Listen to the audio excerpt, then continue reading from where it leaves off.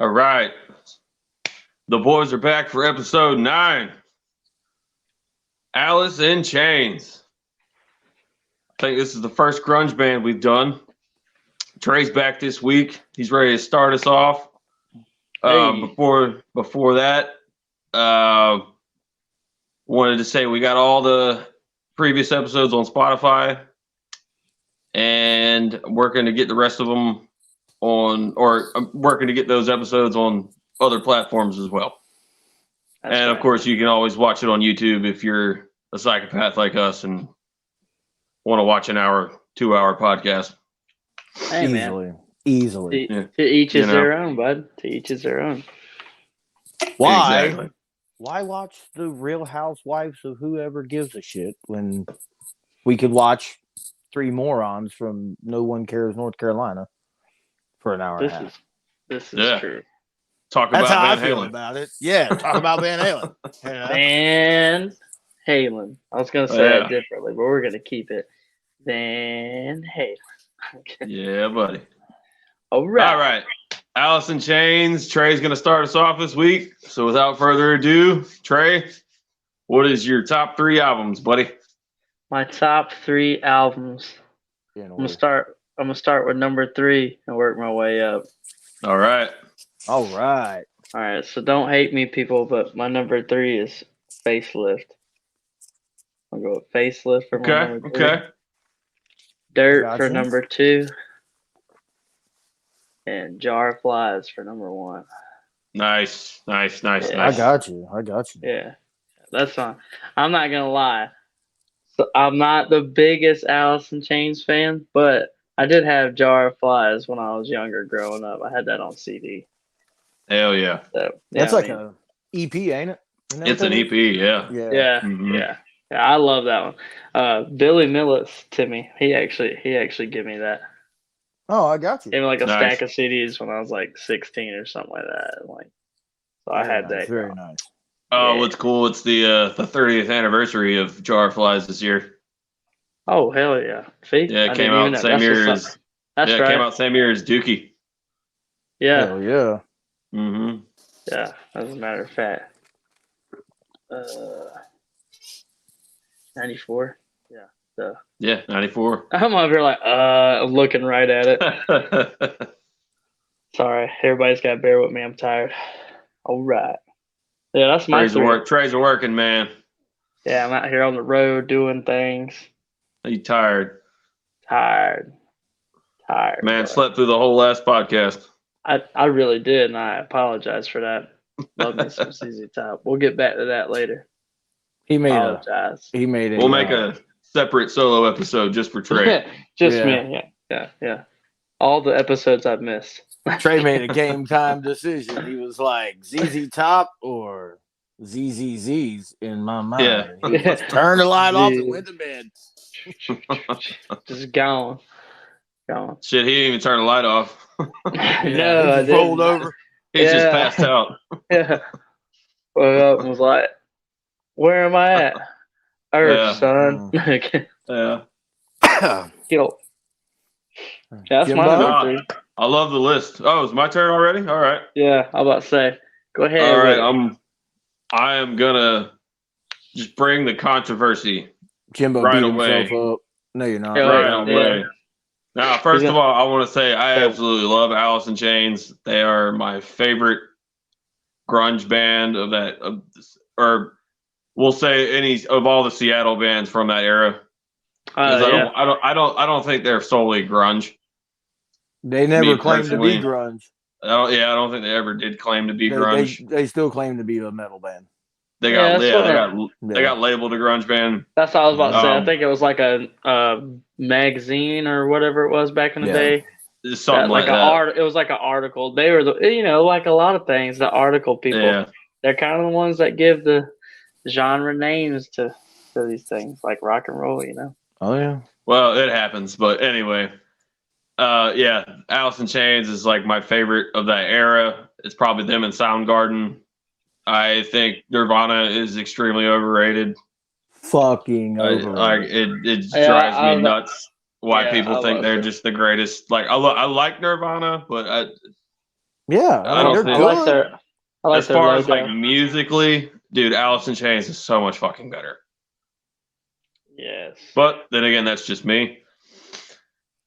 And I second. if you listen that, to but- our top 10 singers episode, Lane Staley was also one of my, I think he was number 7 or 8 on my list of my Yeah, favorite he was- singers ever. He was in the first 5. I know that. Yeah. Yeah. I always thought he had a great voice, very Oh, yeah. haunting, awesome singer. He's in my But, honorable mentions.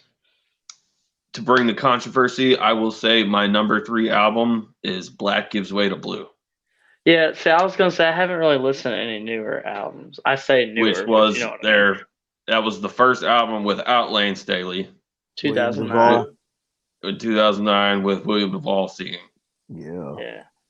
And I fucking love that album. Dirt is my number 4.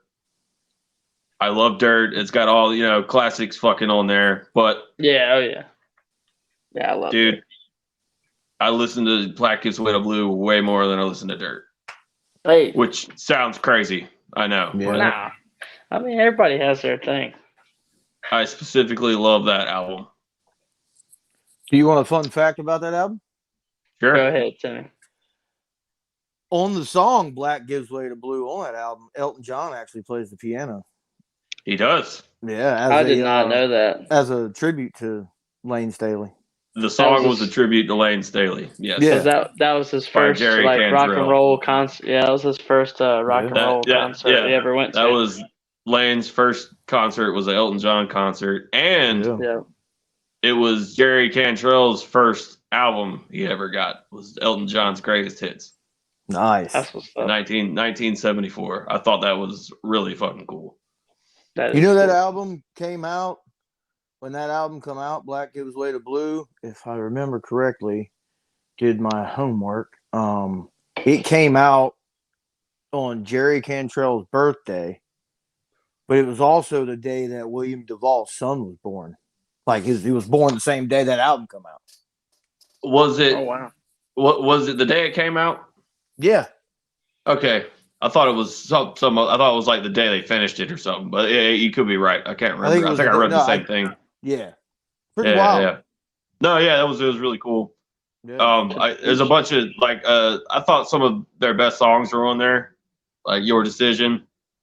I really like that's a really good Jerry Cantrell. So I could easily see that one in the Lane Staley era. Oh yeah, Like definitely. you could drop him in there, and I think it would sound just as good. I was gonna say there's a lot of that album. If you just even if Lane didn't die, I mean, you have that same music. He would fit right in. You know what I mean? Yeah. hmm Definitely. Well, Jerry Cantrell wrote a bunch of those songs, so it would make sense Yeah. that it would fit. Oh yeah. You know what I mean? And Jerry, man, what a great fucking guitar player. Hell of Yeah. a guitar player and songwriter I was gonna say, and and song. and singer. Yeah. How about say? He I always sung a liked bunch of the those songs. Killer, man. Oh yeah. Anyway, yeah, that's my number 3. My number 2 is the self-titled album, Alice in Chains. Yeah. Commonly, lovingly referred to as Tripod Yeah. because of the 3-legged dog Yeah. on the cover. See, Which yeah. rock and know roll that. legend has it that dog, Sean Kinney, the drummer, Yeah. legend has it that it was a 3-legged dog that used to terrorize him as a kid on his like paperboy route. I got you. And, That's what's yeah. up. That That's was like- like my number 4. I ain't gonna lie. I was like, oh, Yeah, cool. that one I probably listened to the most out of the Lane Staley era. Right. Like I think that one's personally I like that one way more than Dirt. Yeah, that like I said, mine are kind of like I don't know. But then it's kind of I just like the songs better. I don't know. And I'm completely taking out Unplugged from this. I did too. Because Yeah. That would be my number 1 period because I think that was the greatest unplugged ever. Unplugged. I think them and Kiss had the greatest unplugs ever. Hey, now there can only be one greatest. To me, yeah, it's Alice in Chains. The unplugged thing is it'd be like adding in greatest hits albums and stuff.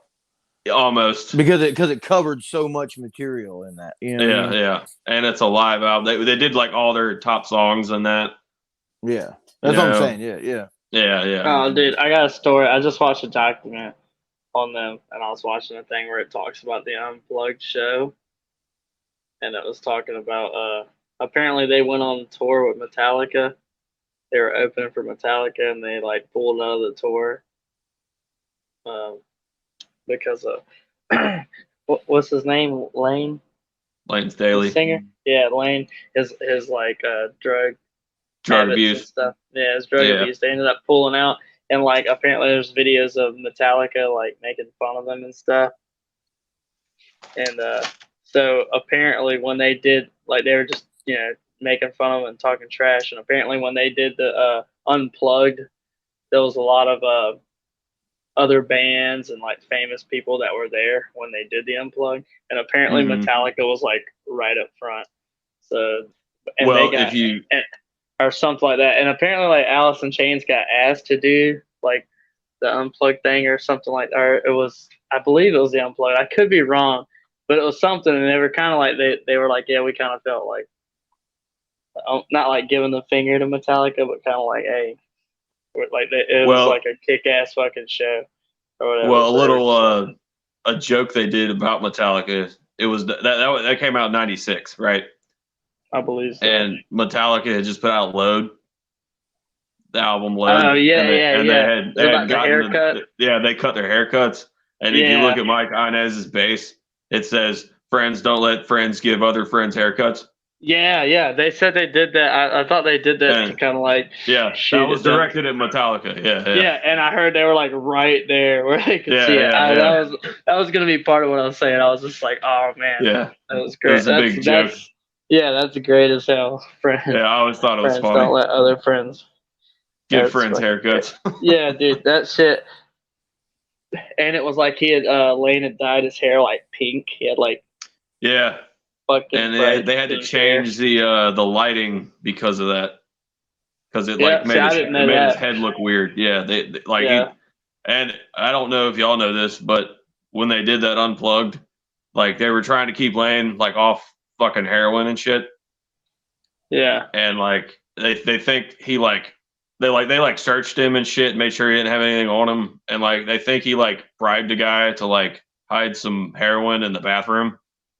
Yeah, I heard that. Because he wound up shooting up in the bathroom like right before the show, and they were like, "Fuck." So when you watch that, he's actually like really fucked up on heroin during that show. Yeah. Which I don't know how it works, but that's still the greatest Unplugged ever to me. So. Yeah. I was gonna say because I heard it. Greatest, but yeah. Yeah. Oh shit. Because part of like what's what I was talking about. Timmy? Oh, he's gonna say, "Come on now, come on." They're number 2. Definitely number 1, but yeah. And I can tell you why, Jimbo. It's Tool all over again. That's a funny way of saying number 2, Timmy. Nah, bro. That Kiss Unplugged had all the elements. Oh no, I love the Kiss except heroin. Oh, and fun fact about Kiss: that was actually Lane Staley's final show. Was opening for Kiss. Yep. They had opened for him, I think, 4 dates or something. And the very last date, they like found him OD'd in like his hotel room or something. That was basically it. Yeah, that was they basically it for the Alice in Chains. Yeah, they like bowed and he walked away. I thought it actually happened it was not long. They said like almost right after that show it happened. They fucking he was like 87 pounds when he died, dude. Oh yeah, I read that. 87 or 89 or something like that. Yeah. Yep. That's sad. I just that's what I was saying. Like literally like a day or 2 ago, I just watched this documentary. Addiction, man. Yeah. That heroin, really. Yeah, heroin. Yeah. You know, I mean, They said- addiction. they said any after- addiction is not a good thing, but man, that heroin. I mean, y'all see it all around here. Oh yeah. Oh, yeah. Between heroin and They said- fentanyl, man. It's everywhere, man. Yeah. They said it It's just sad. and it got like progressively like the last 5 years he was like real reclusive and to himself. Yeah. He like bought because his girlfriend that he was on and off with for the longest time, she had like passed from it, and like they said from there he like bought an apartment and just was like very reclusive and to himself, and he just went downhill, and people were like I guess that he did a recording with Alice in Chains, like the last couple of recordings. They said he had like no teeth, and he looked like an 80-year-old man. That's sad, man. Yeah, and his actual last recording, it was like I want to say it was '99 or something like that. They were saying was actually with Tom Morello and a couple other guys. They did a tribute to Pink Floyd, and they recorded. Oh, no shit. Another Brick in the Wall. That's the last thing Lane ever recorded. Wow. Mm-hmm. You said it was 99? I believe it was 99. I'm not sure. I believe it was 99. It could have been 2000. It was somewhere. Yeah, it was the last thing he ever recorded. The documentary I watched, they actually showed or played the actual, just his voice. Uh-huh. It was pretty dope. They played part of the music with it, but they did it like a tribute to Pink Floyd for something. I'm like, don't hold me for it, but I know it was like that was the last thing he ever recorded was Another Brick in the Wall with Tom Morello on guitar and a couple other artists. They all got together like a super group, and Tom Morello actually was like, that's who he wanted to sing it was Lane Staley. Shit. Mm-hmm. That's who he wanted to do it. That's pretty badass, dude. Well, I mean, not. Yeah, they said he didn't show up until like 3 a.m. He missed. He was supposed to be there like 9 a.m. It didn't show up until like 3 a.m. to do his stuff. Yeah. Hmm. Yep. Pretty trippy. Sad, man. Just sad. Yeah. Well, getting back to my list. Yeah, I was about to say, No. We went off on fine, dude. No, I was enjoying it. If you will allow me to cheat a little bit, bend the rules some. Ooh. Number 1 is Jar of Flies. But since it's an EP, I count it as half an album. Oh, okay. And I'm gonna add Sap to that to make it a whole album. Really? Yes. And I think those are some of their best songs, to be honest with you. To be honest with you, I actually did not know. Like, I didn't even think about it and doing my research and everything that Jar of Flies was an EP. I thought that was a whole album. Yeah. It was the first EP to go number 1. Wow. That's what's up. See, I actually didn't even know that. In doing all this research. And did you know they wrote and recorded it in 1 week? Did not know that either. See that? Learning stuff. I found that pretty impressive, dude. Yeah. I always love that. Like I said, that's the one, like, honestly, that's like the first Alice in Chains. Other than like hearing like Man in the Box and Rooster and stuff like that on the radio. Mm-hmm. But like that was the first like actual CD that I had of theirs. Yeah. So like honestly, I probably know that one the best of like. Yeah, that's a lot of it was on their Unplugged, I believe, too. Yeah. Really, dude, I still love the Unplugged shit. But on Sap, look at man, Timmy's face. He's like, bro, on Sap, the EP Sap, there was a bunch of guest singers on that. It was Chris Cornell was on it. Ann Wilson from Heart was on it. And Mark Arm from Mudhoney was on it. The one song, Right Turn. It's credited as, since they had 4 singers on it. It was Lane Staley, Jerry Cantrell, Chris Cornell, and Mark Arm. It's credited as Alice Mudhoney. Or excuse me, Alice Alice Mudgarden Alice Mudgarden. is who's credited singing that song. That's funny. I like that. I Very take a nice. note on that. And the song Got Me Wrong on that EP actually became a hit 3 years later after it came out when it was on the Clerks soundtrack. I thought that was kind of cool. Oh, That yeah. is cool. I didn't know that. I mean, that is one of my favorite Alice in Chains songs too. So It'd be like that sometimes. that's how the best shit happens, man. Telling you. You know, that one band, we covered, what the hell is the name of their, when we played Norris's, we did the song, oh my God.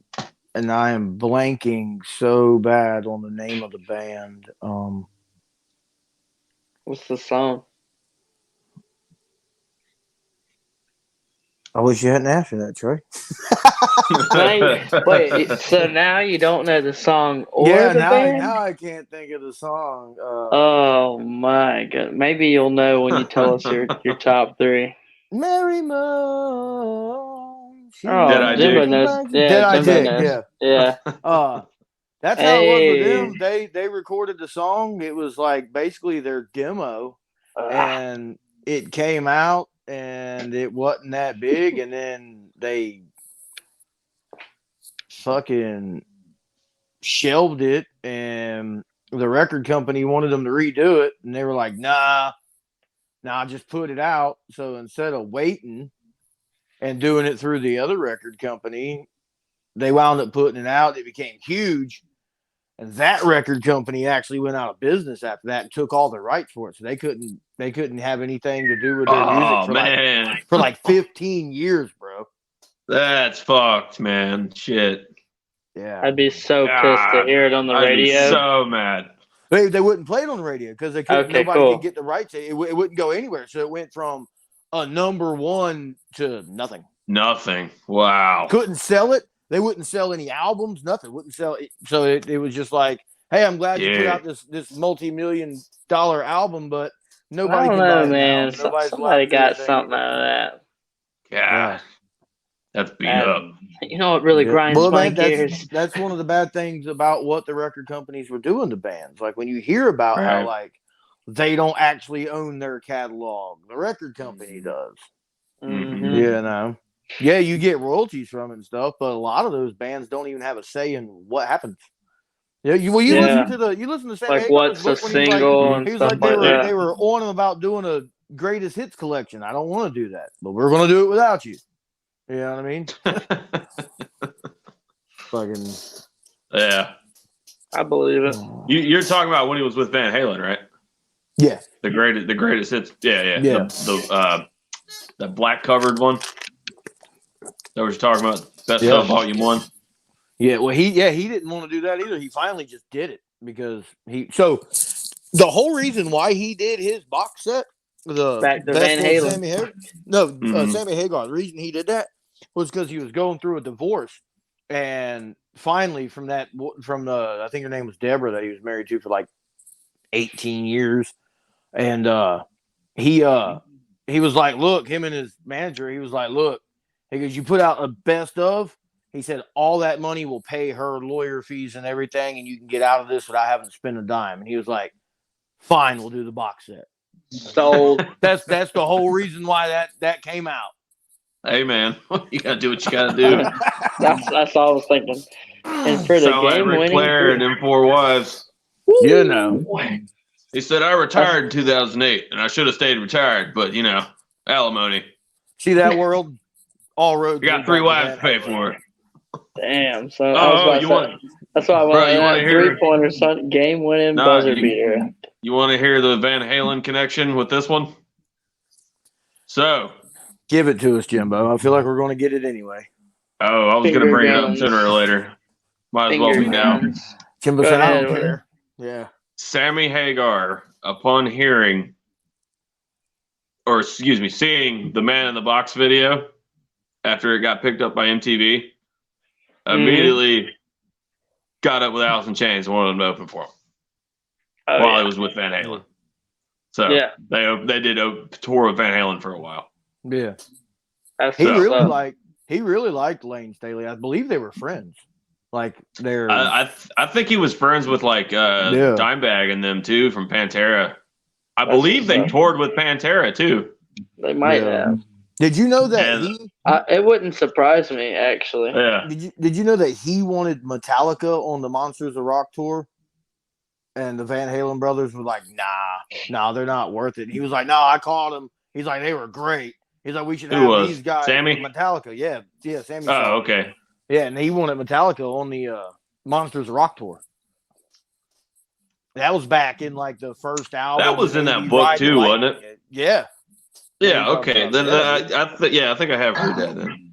And I don't know if anybody out there in the world has got to peep that Sammy Hagar Best of All Worlds rough set list, but let me tell you what, I got to peep it, and I think I sent it to Jimbo. And dude, if that's the list that makes it to the tour, oh my god, that is a killer set list. I like how he wrote "Summer Nights?" over to the side too. I was like, oh my god, yeah. I hope he puts it on there. Oh, you're talking about with what's his name? Damn it, Surfing the Aliens. Yeah, Joe Satriani. Joe Satriani, son. I seen a thing was on Howard Stern. I can't remember. Oh, is it the drummer Jason Bonham too? Yeah, yeah. Well, that's been his drummer. Yeah. I want to see them. Yeah, I didn't know that. I didn't either, but I want to see them. I saw a thing. I heard about it on the radio, and I saw a thing where they actually did Summer Nights or like part of it.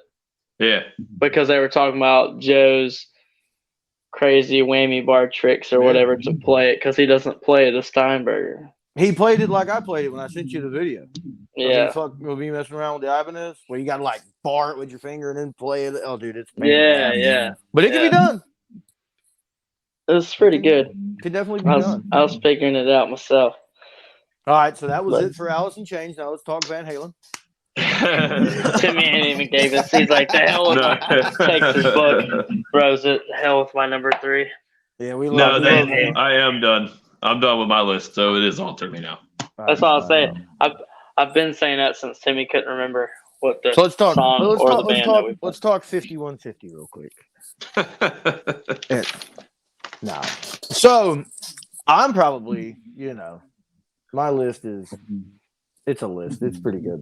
I will say hold on, right quick, Timmy. Trey, will you hit your earphones, buddy? Like there. Yeah. Yeah, there you go, Timmy. I'm sorry. Go ahead. You're good. My list is a list. I will say that I am not a gigantic Alice in Chains fan. I like them. I just I thought you were a bigger fan than me. I might be. Probably. I might be, Trey. You know what I mean? I might be. I got no hate, so well, that's what I'm saying. Like, I don't not my biggest fan. Or nothing. Yeah. Like, I'm not like, oh, they're overrated or anything. I just not at all.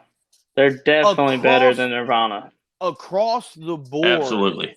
Across the board with the grunge bands all together, the alternative movement, that's how I feel. Like, just collectively. It's not just Alice in Chains. That's why I wanted to throw that out there.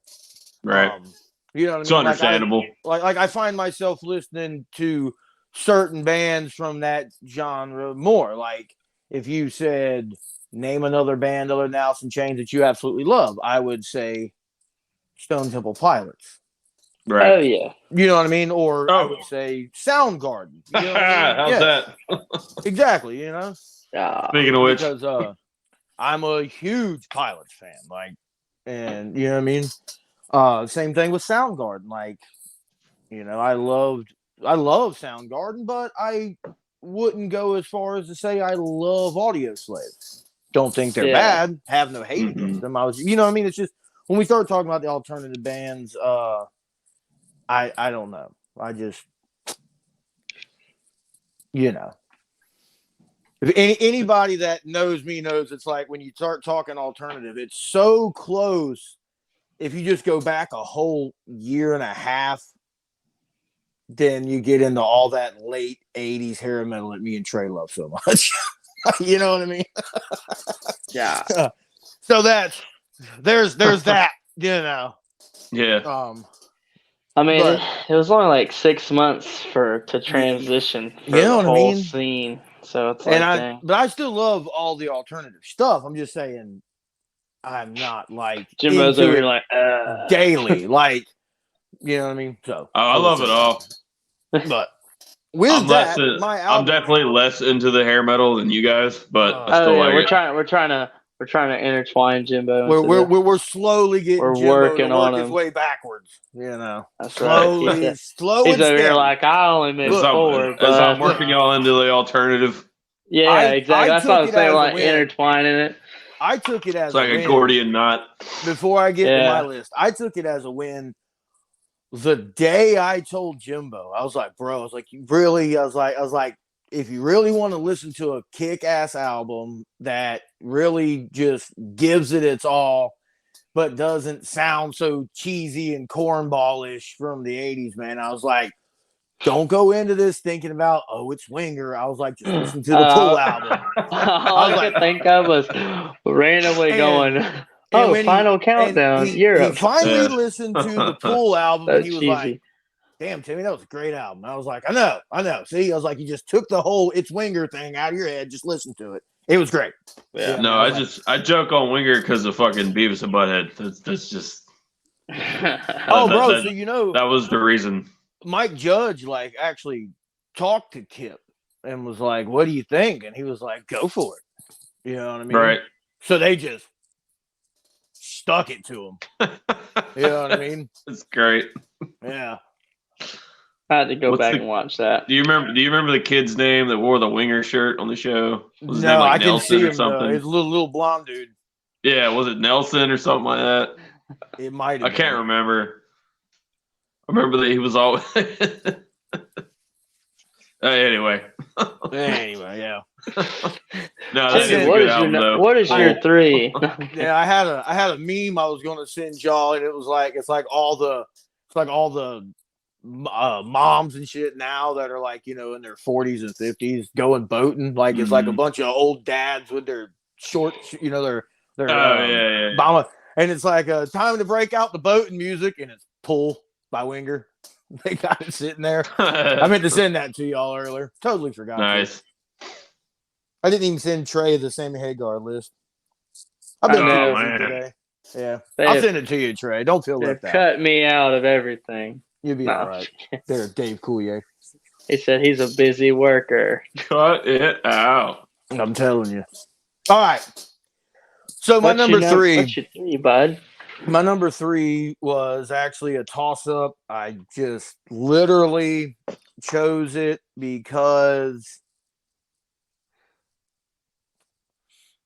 I find myself, this is going to make absolutely no sense, but I find myself listening to more songs off of this album without listening to the whole album than I did my number 4. So my number 3 is Facelift. It was almost going to be the Devil Put Dinosaurs Here. That's a really good album, dude. I listened to that song. That's what I heard as a whole. I looked up like reviews on stuff. You know what I mean? Mm-hmm.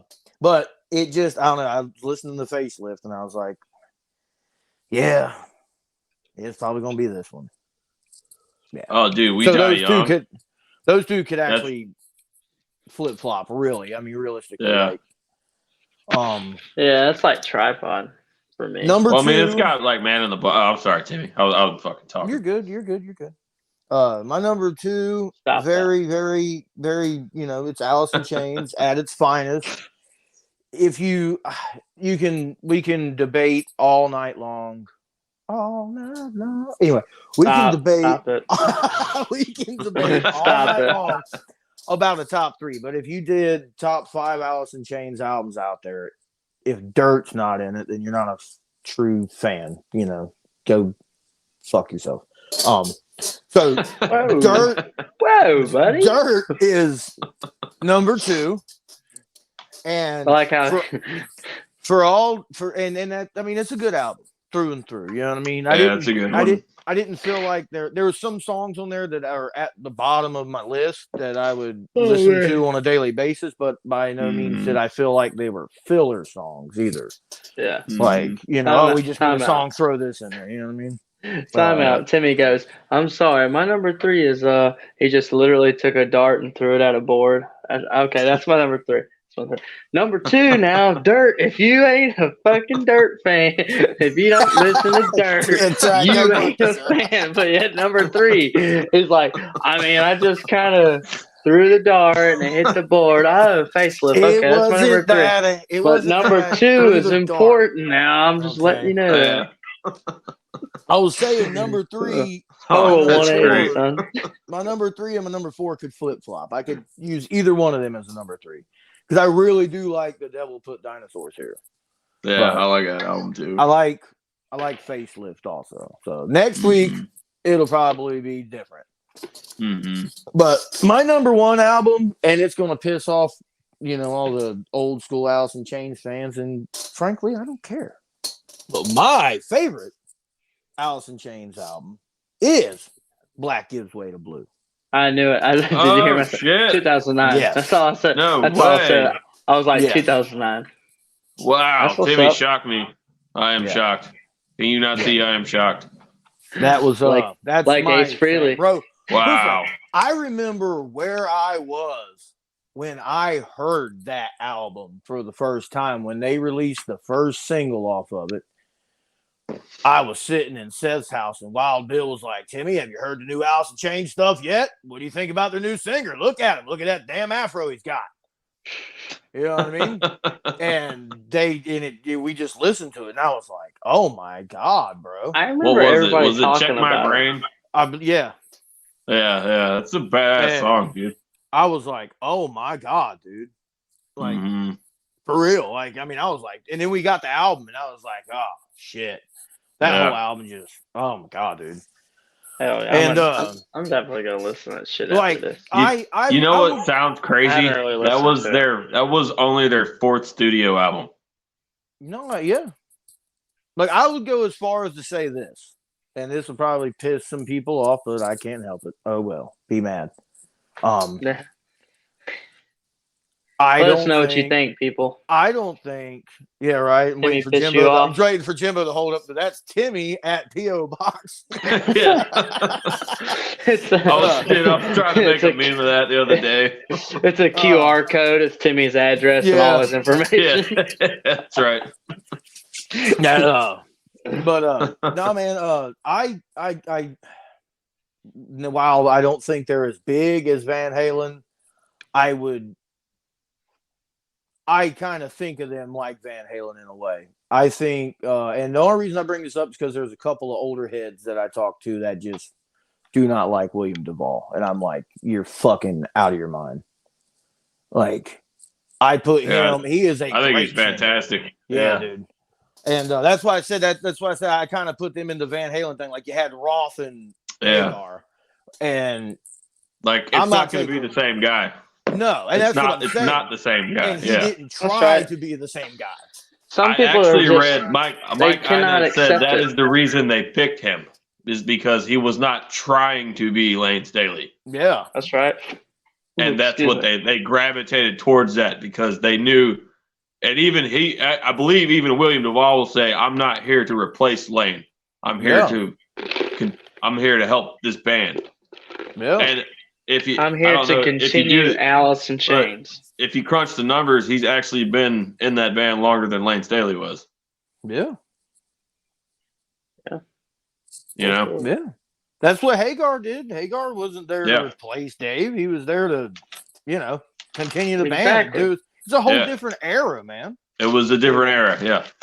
It's over here like, you got a job to do. And trying to take him forward. If you ever listen to him, and he also plays guitar and stuff too. You know what I mean? He's not he's like the rhythm guitar singer, player too. You know what I mean? Yep. Yeah. Mm-hmm.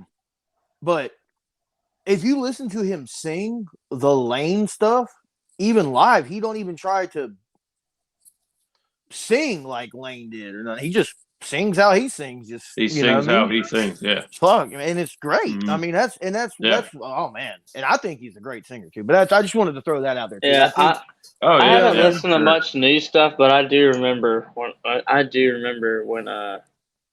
everybody was making like big fusses about they still are in certain circles. Their new singer and all that. I remember when all that was happening. Well, it's the thing with me, man. It's they've always had great harmonies. Yeah, like it was Jerry Cantrell and fucking Lane Staley harmonizing in that era, and with William Duvall, there's still great harmonies in that. Yeah. It's just not Lane Staley, and I'm okay with that. And what's crazy is because it will never be Lane Staley. You know, when they do the older songs and they have that Alice in Chains harmony, he's still. How do I put this? They're still capturing the magic in those harmonies that made Lane and Jerry so great without being Lane. Right. It's wild, but I mean, because for how do I put this? For people out there that aren't musically inclined, like you don't know how harmony works. It's not always about hitting notes that harmonize together within a chord structure. You know, Trey sings this, Jimbo sings a third, Timmy sings a fifth over that. Nice harmony in G. A lot of how it's perceived also comes from the tone of somebody's voice and how the delivery voices blend together. Mm-hmm. You know what I mean? So with somebody like Lane's voice, it'd be real. I mean, it's same thing with, McCartney and Lennon from the Beatles. How they complement each other. Yeah, you know what I mean? Like Lennon had a very nasally sound, but when he sang with Paul, it sounded so great. Have you ever heard David Lee Roth explain that? Not that I know it. Maybe, dude, he does it great. Van Halen. He's I got to because he brought up McCartney and Lennon. And that's literally his example when he's talking about the same thing. I think it was on like Joe Rogan or something. But he basically what he was saying was like McCartney was like the uplifting, bright voice, and then he said like Lennon was the salt and the caramel. Yeah, pretty much. It was the darker, and the way it blended together, it's like two sides of the same coin kind of deal. Yeah, comes together and makes one coin. Isn't that the same interview where he said, I remember you telling me about this one. It was like, you're talking about Roth era and Hagar era. It's like David Lee Roth is saying he ain't talking about love, and Why can't this be love? Hagar's why can't this be love? And he said, and me, I ain't talking about love. Yeah. Right. So I was like, oh, okay, I fucks with you. I get it, bro. A little bit of time of day wisdom. Well, I like that. I like that on the Beatles. That's cool. I watched him do an interview. If I find it, I'll send it to you. Where he was like, they were asking him about his solo stuff, and because his solo EP it was huge. You know what I mean? Crazy from the Heat, and he was like, them guys, they gotta have a singer to continue. He's like, me. He goes, this hamburger don't need no helper. As long as I live, I'll never forget that saying, bro. Yeah. This hamburger don't need no helper. Yeah, he's funny, man. Something else. I want all his quotes just in a book. You know what I mean? Yeah. Just reference them. Just a reference book. We should compile one. We really should. Yeah, we should start making David Lee Roth stickers that are just quotes from him. Just shit he says. Yeah. Dude, I swear. One of them just says, fuck Sammy Hagar. God. Hashtag at the bottom, you gotta have David Lee Roth. What's up? I need my that's Jimbo at what I'm telling you. Yeah. Oh, it's back to the QR code. Back to the QR codes. Yeah, tells you everything about him. All right, Trey, you want to start us off with your top 5 songs?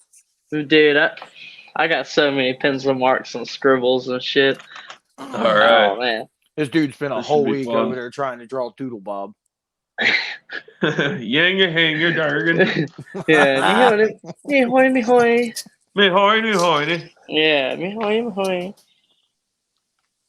Yeah, If Doodle-Bob we and get a Caveman thousand SpongeBob are likes two on different this, people. if we get 1,000 likes on this video, Trey's gonna get a tattoo of Doodle-Bob on his arm. I will. Oh my god, that'd be 1,000 You heard awesome. likes. If you get 1,000 likes No, on this I won't even say video, 1,000, 100, just 100.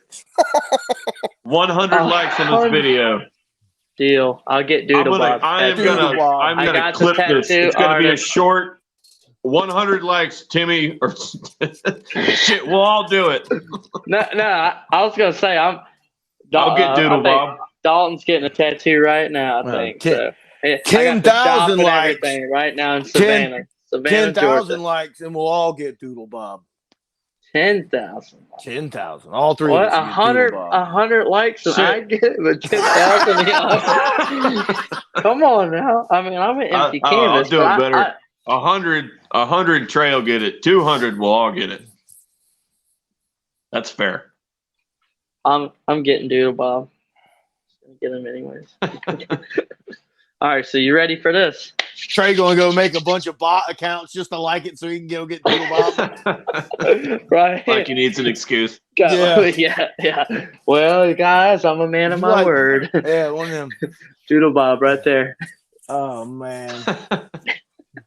One of them I had to. I told them I was going to. Trey's That's over right. like. Doodle-Bob on the cheek. Yeah. All right. Like a teardrop was Doodle-Bob. Doodle-Bob. Every time I wink, Doodle-Bob. Hoity hoy. All I can think of now, dude. I don't know why, but you did that. I just poked myself right in the eye with my thumb. Is Leo in the Titanic drawing that ugly ass sketch of that girl while she's laying on the couch naked? You got the penny whistle go like off key. Oh God. Jesus. Okay. Oof. Anyway, Are you ready? What was we're that? ready, Trey. Let's hear it. 1,000 likes. Trey shaves one eyebrow. No. He said no. We already have that problem. We already have that problem at work. Shaving the eyebrow, no. Okay, we No, draw the line at because shaving the eyebrow. it's 50-50 if it even comes back or if it comes back thicker. Oh God. We have that at work.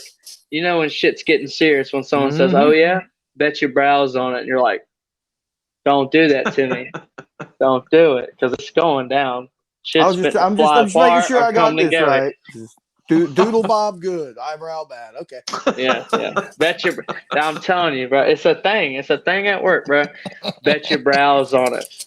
The few out there, bet your brows on it. It's like, oh, don't do that to me, cuz. Bet your brows on it. There's a few out there that when they see this, they'll be liking because they want to see Doodle-Bob tattooed on me. Them sons of bitches. Yeah. But they'll be like, oh yeah, bet your brows on it, cuz. It's a thing now. It's a thing, bro. Bet your brows. All right, Trey, top 5 Gives me songs, culture. buddy. Top 5, cousin. Here we go. Stay away. I stay away. Sorry. I stay away. I can't read. That's my number 5. Jar of Flies, 1994. All right. And for number 4, some people are going to be like, really? That's your number 4 and not like your number 1? But I put Rooster at number 4 for me. Right. That's my number 4 from Dirt, 1992. Okay. I got all the years. And is that a 4? That was, you said that was number 4. Yeah, number 4. I thought you said 1994. That is one. Damn, you can count. Hey, now I'm a special kind of guy for Newport. Watch out now. I'm not like Jimbo. You know he can't count. Timmy can't read. Jimmy can't count. Read. I can't count. Yeah, we'll figure out what's wrong with me. I got Doodle-Bob tattooed on me after 100 likes. You know that man's special. He got Doodle-Bob on his face. Oh, yeah. Instead of ice cream, it's going to be Doodle-Bob, cuz. I put, for number 3, I put Them Bones. I got you. Yeah. And number 2, I put Nutshell. I like Nutshell. Yeah. I fucks with it. And of course, number one, I put Man in the Box because I ain't gonna lie, it's kind of the song that really got me.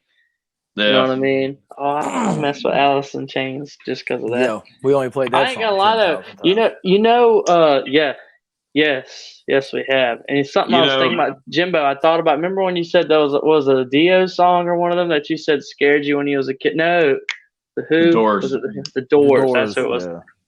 I ain't gonna lie. When I was a kid, I remember like Rock Band or something had Man in the Box on it, and that album cover, the facelift. Facelift. It used to scare me when I was a kid. Like, it just freaked me out. Really? Yeah, like that album, the cover. Yeah. It just freaked me out, dude. I don't know why. It's a weird looking cover. Yeah. I'd be scrolling, with the little Guitar Hero guitar. Nah, I'm skipping that one. I love the song, but I'm like, I can't look at that face, man. It freaked me out. Title for that album until they saw the album cover. Oh, really? And the reason they called it facelift is because if you look at it, it looks like it's like yeah. It's fun. You I just also noticed know that tonight. Fun fact about that album. I gotta throw this in here because we're talking about it. Throw it in. That's right. Throw it. It didn't do very well at first, and then like 6 months afterwards, MTV started putting Men in the Box on MTV on like rotation, and it blew up after that. But and just like everything that puts on rotation at MTV. Yeah, back then, yeah. That was the first grunge album to go gold. Yep. That was the first grunge album to break the top 50 on the Hot 100. Yeah. Yeah, that's what I was about to say. That was the one that actually started the whole the grunge scene or whatever. Yeah. No, that's what I was saying. Yeah. That's what I was getting at when we were talking about earlier, like being labeled as grunge. They didn't really do it. It was more of like, people. It was like articles. A media thing. Media's like that's what media called them, so it became grunge, and then they became like the first. I'm not gonna say real grunge, but you know what I'm saying. First, like breakthrough, I guess, like they were the first breakthrough grunge. Therefore, they're better than Nirvana. What was Nirvana had Nevermind in what 91? I think so. Yeah. And I think I'm not hating on Nirvana, did that come out in 91? Like 91 or 92. Yeah. 92 was dirt. What year was it, Trey? Which one? What year was Facelift? Facelift was 1990. Oh, okay. So that fits. Yeah.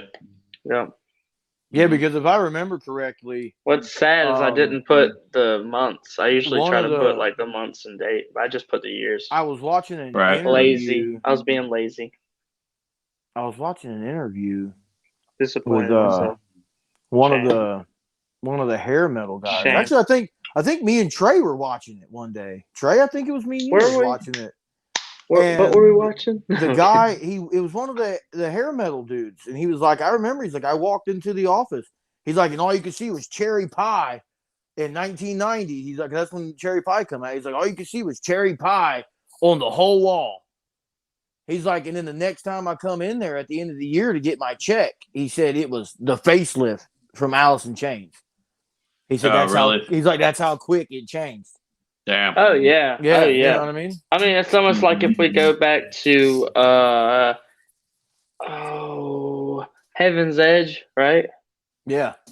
Heaven's Edge, Skin to Skin, all that stuff we talked about with their bass player and all that stuff, and they just got signed, and their bass player, they threw a fucking excuse my language now if I'm getting too deep with it. They threw an after party. They kicked the guy out because he got rowdy. In Philadelphia, wasn't it? I can't remember where it was, but he made a comment like, "Oh, I'm gonna kill y'all," and they were just like, "Yeah, whatever, dude."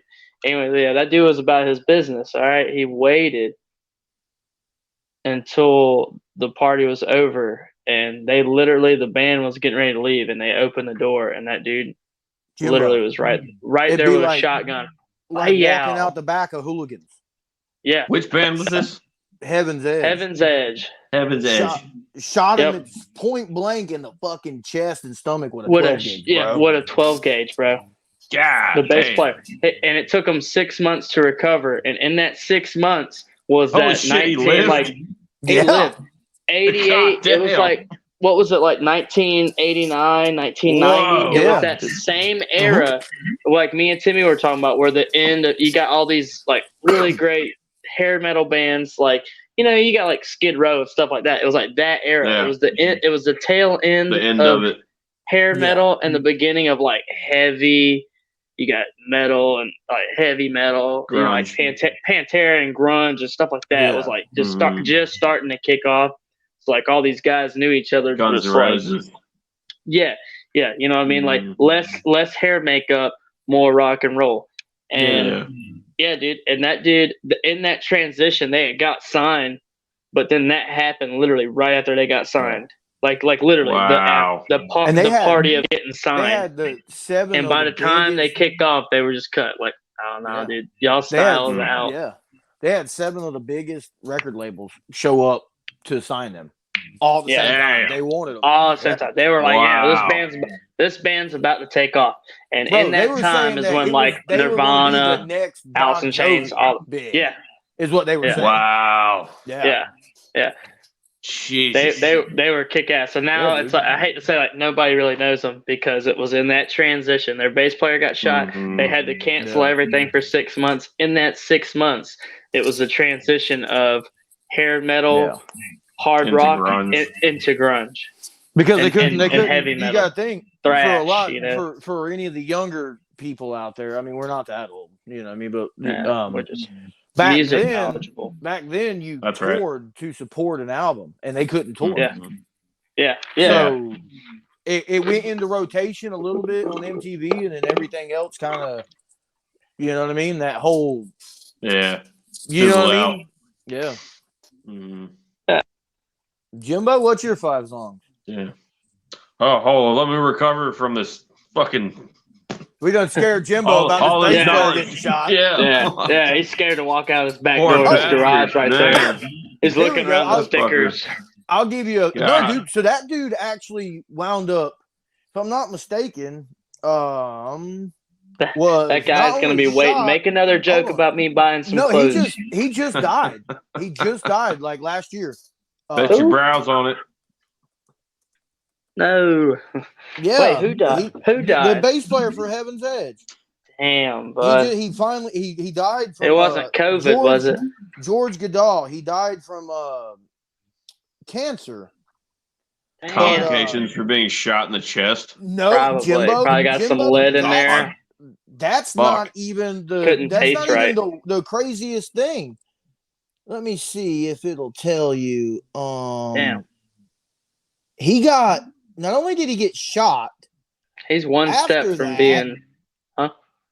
Here, I'll tell you right now. After that, I believe this dude's researching. Ran over by a motorcycle in the early. Ran over on his motorcycle, broke both of his arms, broke his motorcycle. Okay, that's different than by a motorcycle. I was about to say, if you get ran over by the motorcycle, you kind of deserve it, bud, because there's room to get out the way. I'm just saying. But he was on his motorcycle and got run over? He died of lung cancer. Yeah, he thought he was unstoppable, son. Shotgun didn't take me. Nobody could run. You couldn't run me over hard enough on my Harley, son. Yeah. Dude, then he got cancer. He's like, cat. It's got them 9 lives. His spirit animal was a damn honey badger. He was trying to fight the world, son. Because the honey badger don't give a fuck. No fucks. That's what I'm getting tattooed on me. Honey badger. I'll be ripping out my chest, just like honey badger on one side, Doodle-Bob on the other. Oh no! Yeah, no brows. no brows. No brows, bro. Hey, that's it. That's it. I'm saying right now, I'm gonna get some T-shirts made. Blotter. Bet your brows on it. There you go. That's him. New catchphrase. Bet your brows on it. Yeah, he was only like 57. Damn. Watch out for them boys with shotguns, Jimbo. I was gonna tell you that I was gonna say. Hey Trey. Hit your headphones one more. Yeah. Let me unplug. I was gonna tell you. Did y'all know that Nope. Lane Staley was in a glam metal band before. Mm-hmm. And it was actually called Alice in Chains, but it was spelled. Oh yeah. Alice like Guns N' N Roses. chain. Yeah. Apparently, that was completely unrelated too. Yeah, it was. Yeah, he just like they did that before Guns N' Roses even came out. Yeah. And did you know he was a drummer? Yeah, he was a drummer. He played. What else did he play? It wasn't the trumpet, was it? He plays guitar too. He played like they said. He played like 6 different instruments. Mm-hmm. Like as a kid growing up. But he really liked the drums, and if I'm not mistaken, they said it was either his brother or a friend, like a brother of one of the band members or something like that he jammed with, that he became a singer. Like they were like, "Yo, dude, you should sing, man. You're a really good singer, And I think his mom said he had like a Cat in a Hat book that said like all about myself or something like that, or all about me, like kind of like, what do you want to be? And he wrote in there like, I want to be a singer. When he was in like 4th grade, when he was in like 4th grade, he wrote like, I want to be a singer. And they were saying they kind of compared it with Jerry because he had something similar. And he wrote, they asked him in school, or it was like something, they're like, we still got it. It was a thing where he wrote, what do you want to be when you grow up? Everybody's writing like police officer, firefighter. He wrote rock star. Nice. When he was a kid. Rock star. But apparently like his whole family, like on his mom's side, was like musically talented. Like his mom played guitar and sang and stuff. Oh damn, I didn't know that. Yeah. That's cool. And like his granddad or uncles and stuff like played guitars and drums and stuff. It's like he had a lot of musical talent. Cool. On his mom's side. Yeah, that's awesome. All right, Jimbo, let's do your top 5, buddy. All right, yeah. Get her done. Yeah. He's recovered from that nightmare story of a bass player. Yeah. Well, thanks for bringing it back up again. I'd already forgot about it, but now it's back. Between that, Doodle-Bob, and betting his brows on it. Fucking Doodle-Bob, bro. Oh, my God. Anyway, number 5. Number 5 for me is Black Gives Way to Blue. Nice. The song. Yes, obviously. That one, man, there's so many I could have put on here. I got a lot of honorable mentions, but I find myself, like when I put that, like I already said, I listen to that album a lot, or more often than the others. I usually play that song first. Right. And it's the last song on the album. Yeah. So I'll play that one first, and then I'll start it over and listen to it all again. That's right. Yeah. That's right. That's one of them guys. I fucking love that song. I absolutely did. I actually I went on a big Alice in Chains kick before, where I bought all the CDs at one time, like off Amazon, and just listened to them all. That was like all I listened to for like the longest time. And I remember reading in the little pamphlet that you get with the CDs. It said Elton John pamphlets? Played. Yeah. Remember pamphlets? Shit you like got with music. Hey, that you don't get anymore. Yeah, I was about to say I still got some old pamphlets at the house. Yeah, but I remember I read that Elton John did play the fucking piano, and I was like, dude, holy shit, what the fuck? And I totally forgot about it till today. When I was reading about it, I was like, shit. But anyway, that's my number 5. That was like 7, Jimbo. Oh, dude, I was just about to say, I'm gonna start tallying. What was 7? In under 1 minute, buddy. Over his head. Oh. Over his head.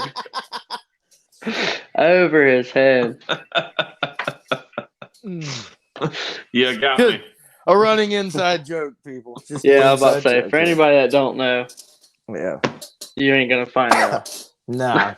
One day. Bet your brows on it. Don't mind me. Yeah. It was your damn horror story of being shot in the chest. I'm sorry. Oh, he's got trauma now. And Doodle-Bob. Between Doodle-Bob, no brows. Done rewrote my night, man. Okay. back to my list. Number 4 is honestly, I do the same thing with this song as I do with Black is Way to Blue. It's over now, which is on the self-titled album. Yeah. It's the last song on that album, and I'll do the same thing when I listen to that song first, and then start it all over, listen to the whole album again. Hey man, It was to each his own. yeah, man. It was like the last song. I remember the first time I heard it was on the Unplugged album. The Unplugged album, I think, was one of the first albums of theirs I actually listened to. Right. So I heard a lot of it. A lot of those songs, I figured out where they were on the other albums. Yeah. And that was one of them. But yeah, I learned to play it. It's in a different tuning. It's in an open tuning, I think. It's been a while since I played it. I can't really remember, but yeah, love the song. Number 3 is No Excuses. That was like my number 6. That was off. That was a Jar of Flies, wasn't it? Yes. Yeah. That's okay. Dude, that song. Oh my god. I love that fucking song. Amazing. Number 2 is also on Jar of Flies. This is probably the song I listened to the most off that album. It's the first song on it. It's called Rotten Apple. I knew it. Yeah, I was about to say. I felt like we were just talking about this song the other day. Yeah, man. I love how it starts with the bass. Yeah. And like I believe he uses the talk box. Jerry Cantrell uses the talk box on that one. Yeah. Right. Yeah. Yeah. I like how he uses the talk box on it. Dude, I'm a sucker for the talk box, man.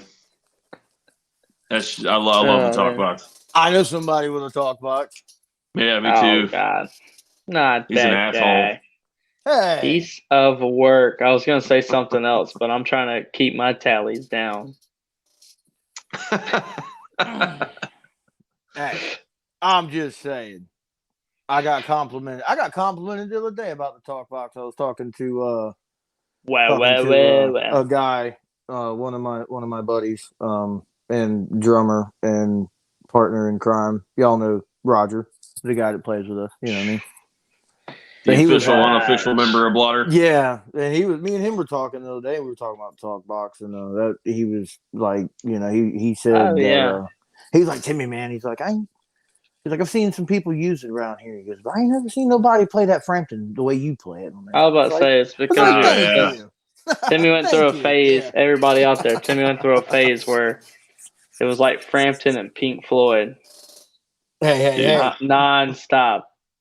But the Frampton was like, I feel what you feel, buddy. Me and Trey would get hammered, and he could tell like by how much I drank, because it would go from like we were having a good time rocking and rolling, then it would be like, we gotta listen to The Wall. And he'd be like, oh God, again. Hey, dude, me and Timmy woke up one day after we got hammered. We were gonna record some stuff, and to warm up, we listened to the whole Wall. Yes, front to back. Jesus. That was the live one. We really did. I think so. We really did. 1981 live. Yeah. We were like hungover. Like, we're gonna record. Is that the one where they played in Pompeii? No, I can't. Or is that a different one? I can't. No, that's a different one. They played the whole. Was it the live? Is that the one? That was the one where they played like the whole show. Like it was just them there. Yeah, that wasn't The Wall. That was something else.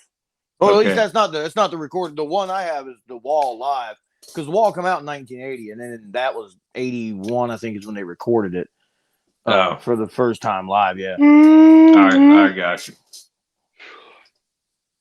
Damn, Trey's dying. Yeah. No, he's fine. Anyway, good. Jimbo? I'm good. Yeah. My number 1. Let's hear it, bud. By the way, did you do number 2? Yeah, number 2 was Rotten Apple. Okay, I just want to make sure. Yeah. Here we go with that counting shit again. See? Oh no, see now y'all. I was trying to tell. I was on time. Y'all lost. I just wanted to make sure. We'll watch this back, buddy. Bet your brows. We'll roll K-Beck. Yeah, I'll bet my brows on that one. You willing to bet your brows? I'm already getting 100 likes and getting Doodle-Bob tattooed on my thigh. All right. No, that was on your face. Fuck. I thought it was no, on his arm. No, it was on his arm. None I of was that. just fucking with him. None of that. Right. I get him, in the I get him throat. tattooed on my there thigh. you go, right there. That way, every time you do this, Doodle-Bob's mouth opens and there's one tooth's right there. Right on my. Yeah, hoy me hoy. Yeah, there you go. Yeah, hoy. Yeah. Number one. Doodle-Bob. All right, number one is a song called "A Little Bitter." A little bitter.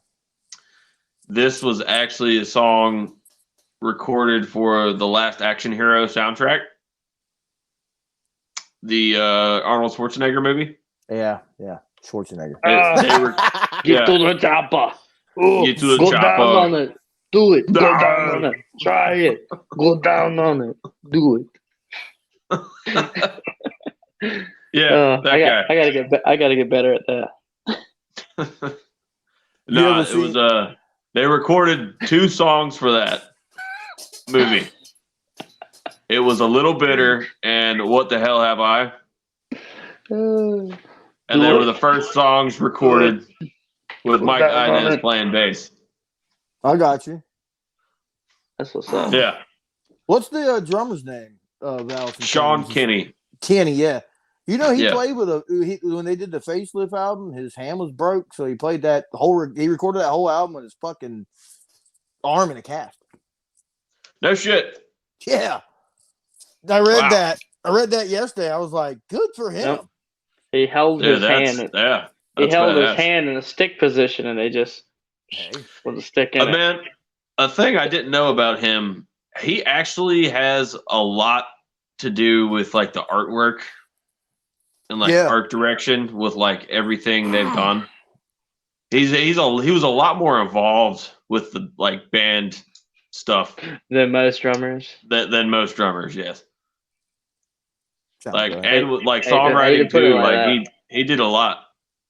Yeah. Continues to do a lot. Oh yeah.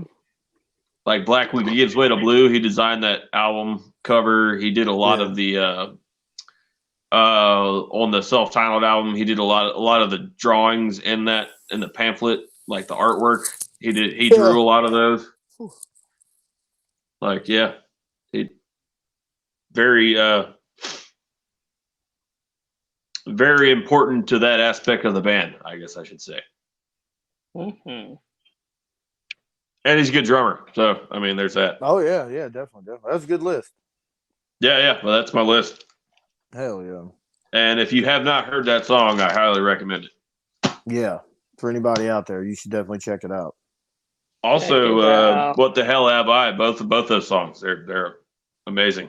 And they're not on like their regular albums, studio albums. Also, for anybody out there, when you're on YouTube, when you're skipping between Alice in Chains songs and what you want to listen to, take your little fingers and type in Bill Hader talks about Schwarzenegger. That was all I could think about when y'all was doing y'all's impressions, because he was like, first time I met him, we were on the set doing something, and I think he wanted him to go find the director or something. He's like, where's the director? He's like, I don't know, I'll go find him. He's like, yeah, show me your leadership skills. And fucking like sends him to go get the fucking dude. Is fucking great. You gotta watch it. Do it. Go down on it. Go ahead. Do it. Maybe it is a Puma. I like Gabriel Iglesias talking about meeting Arnold. He's like, he's so good. He's so good at greeting people. He has it down to a science. He's like, hello, how are you? Oh my goodness, this is so great. It's so great to meet you. Oh, excuse me. Goes to the next guy, does the same thing. Yeah. He's like, he makes you feel so included. It's awesome. God, I was watching Cheech and Chong the other day talk about that was one of their favorite celebrities to smoke with back Arnold in the day. Schwarzenegger. He said Arnold wouldn't drink, wouldn't do anything. He's like, he wouldn't do any kind of drugs. He's like, but he smoked weed. Tommy Chong, he's like, man, but he smoked so much weed. He's like, we loved it every time Arnold came around. He's like, Wow. he's like, we knew we had somebody we could go smoke with. Oh, right. Yeah. Sound like damn Snoop Dogg when he's talking about Willie Nelson. Bro, I'll never if you He said the only person that's ever smoked if you me got down like under the table is if you got like Willie an hour Nelson. if you got an hour to kill Damn. one day, you want to watch Cheech and Chong on Hot Boxing with Mike Tyson, and Yeah. they're sitting there Oh, talking man. about again. Hey, when they were talking about how they were at a house, they had a house right down from Frank Zappa's in Laurel Canyon, and they were talking about how they was outside, they had smoked, and they were out there, and it was if I remember the story correctly, it was Cheech, Chong, Bob Dylan, He's so and intense. Richard right Pryor playing basketball in the driveway. That's a hell of a combination. That's a hell of a combination, bro. My You gotta question is, check what it the out. fuck was Bob Dylan doing there? They were friends, man. Bob and Tommy, I believe. It was either Bob and Tommy or Bob and Cheech. Like they're like still friends, like still good friends. Right. Yeah. I don't know. It's hard to say. I was gonna say Chong, but Interesting. that is very interesting. Yeah, bro. Pass me the ball, yeah. But now Chong's got his own podcast called The Chong Show. Chong show. Oh, yeah. Chong show. Yeah, like it just started. I was listening to the first episode, like Does it have yesterday, I music think. to it? Is it like What is it, a Chappelle podcast? Show, but Chong Yeah, show? it's a podcast. It starts off with Oh, the got smoke you. song. It was great. Yeah. Heck yeah, Oh, awesome. Yeah. that's what's up. For anybody out there that doesn't know, we're like huge Cheech and Chong fans. Up in smoke with Yeah. Chong. I love Up and Smoke. I'm gonna go watch that shit tonight. Oh, dude, I'll randomly think of one of those skits in one of those movies. Like, I'll just be like, I don't know, I'll be at work, I'll be driving. Hamburger. Yeah. Fucking the chief what slowly was his turned name? into a lizard. Yeah. Pee Wee Herman. Pee Wee Yeah, Pee Wee Herman. Herman. I was trying to think of his the guy's name. Yeah. What's the actor's name? Um. I can't remember his name. Bill something, is it? Who? Which one? In the movie. The guy that does Pee Wee Herman. That's I'm blanking on his name. It's don't God. ask me, bud. Don't ask me. Isn't it like Paul something? It's either you're talking about, it starts with a P, Paul or you're Phil or talking something. about Pee Wee Herman's real name. Yeah. The guy that plays him, Paul Herman. No, it's fuck. Paul Herman, fucking God. 17. Durr. Paul Rubens. Paul Rubin. Yeah, Paul Yeah. Rubens. Oh, Yeah. it's So, Paul Rubens. And for people out there that don't know this, like when you think about Pee Wee Herman, you got Pee Wee Herman's Playhouse, Pee Wee's Big Movie, all that stuff. But he actually, when he was doing his stand-up stuff, he actually got his start with Cheech and Chong doing those movies and stuff. Yeah. Like he's in like 4 of them movies. I think he's in next movie. That's what's up. I thought it was Didn't know Nice that. Dreams was the first one. No, he's the hotel clerk in next movie. Yeah. Oh, that's right. Yeah. Yeah, him. Yeah. And then he was in Nice Dreams. I knew about the nice dreams and They're at like the restaurant and they're like doing blow under the table and shit. Yeah. Yeah, with Pee Wee Herman. Yeah, and the guy like turned, and then in Is that the same one where he turned? I'm sorry, my nose itching. Is that the same one where the chief or whatever he turns into he starts smoking and turning into the lizard? Yeah. Yeah. And then He he slowly was turns on- into the lizard. Mr. Lizard, you want a hamburger? He was Yeah. yeah. Yeah. So let's see. If I'm not mistaken, that's the same movie. Is it? Yeah, Nice Dreams. That's where they put Cheech in the Asylum too, where they put him in straitjackets. He's like, Yeah, hey, yeah. man, It's like, my balls itch. yeah. My balls. So that's where. Well, anyway, that's where Pee Wee My came from. balls. The doctor that actually comes in there and is like, "We're going to give you something to make you calm," and like injects him. That's Timothy Leary. Oh, really? Yeah. Like the father of acid. Fucking yeah. Yeah. Yeah, that's him. Oh, good. Little fun fact since we went down the Cheech and Chong rabbit hole. A lot of funny. rabbit holes right there. So many rabbit holes. I forgot where we started. If y'all would like, you want me to do my top list real quick? Yeah, I Timmy, let's hear it. it's been so long. I didn't even know. I was like, hey, did he already do his? I was looking at my list. I keep looking at my. You got that elevator. Number 5. Sorry, we got off on the Cheech and Chong tangent. Maybe we'll do one whole podcast about nothing but Cheech and Chong. Yeah, maybe. Because I could do it. I really could. Anyway. I could do it. Number 5 is the song that everybody loves, "Man in the Box." Throwing that dart. I had to put it on my list. I mean, that's a really good song. Rooster's gonna be number 1. No, that's nowhere on my list. I honestly think that song's overrated. He said that's the simple man. Pretty much. Yeah, I probably would agree with that one. Yeah. I love the song, but yeah. I ain't gonna lie. To me, it kind of is. I put it up there on my list because it's an iconic song, but it's the simple man. It's a one time a year. I didn't want "Man in the Box" to be higher though because it's a good song. It's tiptoeing in that, but there's so much more right to Alice in Chains than just that song. When I know a lot of people be like, "That's their best song. It'll never get better than that." Blah blah blah blah. All that, what I mean? I mean, I put it at my number 1, but yeah, Trey, you're different though. Like, I did it as number 4. I'm different. New song entering the ranks here. Uh-oh. Number 4 would be "Voices." I love that song, and that is on Voices. That's on Devil Put Dinosaurs here.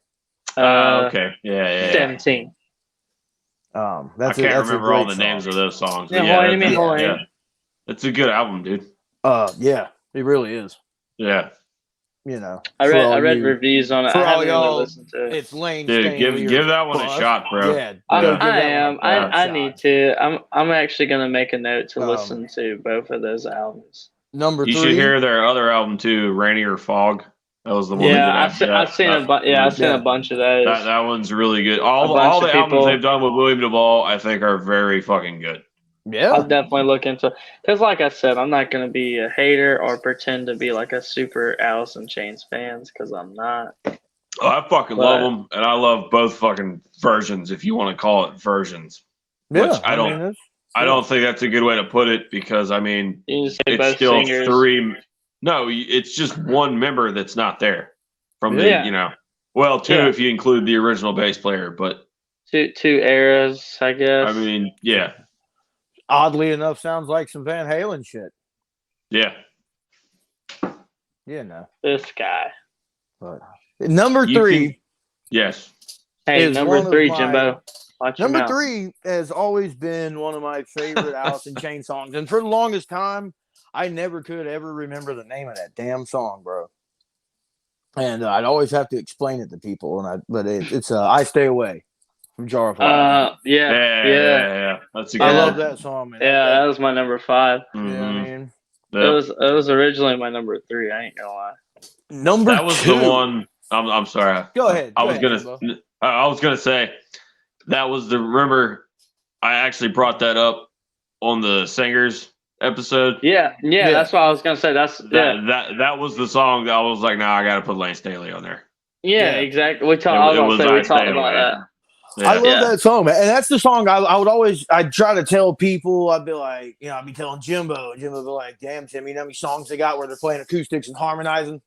I'm like, nah, bro. Fucking, I do the same thing with my wife, Lydia. I'd be like, Is man, that that's the second song on that album, isn't it? Yes, I believe it's the second or third song on Jar I of think Flies. it's the I think the second one is I- Nutshell. Is it Nutshell? Okay, it's the third one. Yeah. I'm sorry. Yeah. Here, I'll tell you right Rotten now. Apple's the first. Bet your brows on it. I'll tell you right now. Since I'm sitting in the studio, I got the.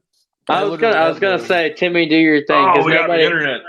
nobody does this anymore. Everybody does this. Yeah, that's what I'm saying. I got the laptop. I'm sitting in the studio. I got mine over there. Mine's hooked to the TV, son. Okay, it was the third song. I watched that documentary. There you go. Nutshell is number 2. Rotten Apple is the first song. Yeah, Rotten Apple, Nutshell, and then I Stay Away. I Stay Away, yeah.